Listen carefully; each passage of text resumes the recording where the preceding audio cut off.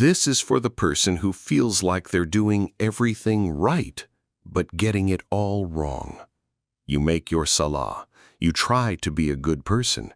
You work hard. You make dua until your hands are tired.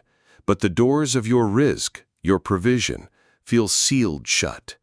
And in your quiet moments, you feel a deep, painful confusion. You think, I'm following the rules. Why isn't it working? And you look at others, people who don't even pray, and their lives seem to flow with an ease that feels like a personal insult to your struggle. What if I told you that Allah has already sent the blessing you are asking for, that it has already been dispatched from the heavens and is on its way to you, but it cannot reach you, not because of some external barrier, but because of an internal one? The problem is not the provision. The problem is the container. Imagine your rizq is like a divine rain, constantly being sent down by Allah, Ar-Razaq. Now imagine you are standing in that rain, holding out a thimble to catch it. You will only ever get a thimble's worth. Someone next to you might be holding a giant barrel. They will be drenched in blessings. The rain is the same for both of you. The difference is the size of your container. Your heart, your mindset, your inner state, that is your container. And we spend our entire lives trying to make it rain harder instead of working on building a bigger container. So, what determines the size of your container? It is one thing and one thing only: your capacity for shukr, your gratitude. Allah gives us the most direct formula for abundance in the entire Quran. It is not complex. It is a divine law of spiritual physics. If you are grateful, I will surely increase you. He doesn't say, I might, or I'll think about it. He says, La azidannakum, a promise fortified with multiple layers of emphasis. It is an absolute certainty. But we have misunderstood gratitude. We think gratitude is something you feel after you receive a blessing. That is incorrect. That is just being polite. True, powerful, reality-altering gratitude is a state you enter before the blessing arrives. It is the very act that expands your container, making space for the blessing to land. When you are in a state of complaint, a state of focusing on what you lack, you are holding your container upside down. The rain of rizq might be pouring all around you, but you will remain dry and frustrated. When you are in a state of envy, looking at someone else's barrel, you are poking holes in your own container. Whatever little blessings enter, immediately leak out. The awliya, the friends of Allah, understood this secret. Their du'as were not just lists of demands.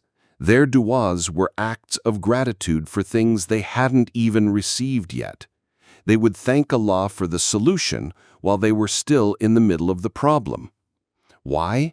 Because their yaqeen, their certainty in Allah's promise, was so absolute that the future blessing was already a present reality in their hearts.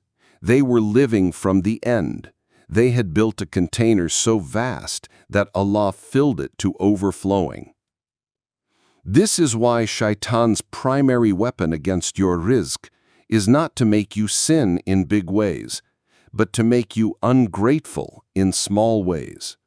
He wants you to complain about the traffic, to get irritated by your family, to focus on the one thing that went wrong today instead of the 100 things that went right, because he knows that every complaint shrinks your container. Every moment of irritation puts a crack in it. He is keeping you busy with a thimble, while a downpour of blessings is waiting for you. So tonight, I want you to stop trying to make it rain. I want you to start building your barrel. You will perform a gratitude inventory. Before you make dua for anything you want, I want you to take out a piece of paper or the Notes app on your phone. I want you to list 10 things you currently have in your life that you once desperately prayed for. A roof over your head, the health you take for granted, the food in your fridge, the fact that you are a Muslim, your ability to see these words, to hear my voice, the family members who are still with you. Go back in time in your own life and recognize the ghosts of answered prayers all around you. Don't just write the list. Go through each one and feel it. Feel the memory of wanting it, and feel the reality of having it now. Let the feeling of shukr, of deep, genuine gratitude, fill your entire chest. This feeling right here, this is you expanding your container. Now, after you have done this, after you have marinated your soul in gratitude, now go make your dua. But make it differently. Instead of saying, Ya Allah, please give me X, try saying, Ya Allah, thank you for the perfect solution to this problem that you have already written for me and are guiding me towards. Pray from a place of abundance, not a place of lack. Speak to Him as if you are already holding the blessing, because in the realm of certainty, you are. Your rizq is not late. Your blessing is not lost. You have not been forgotten. You were simply being taught how to build a heart big enough, strong enough, and grateful enough to hold it. Now go build it.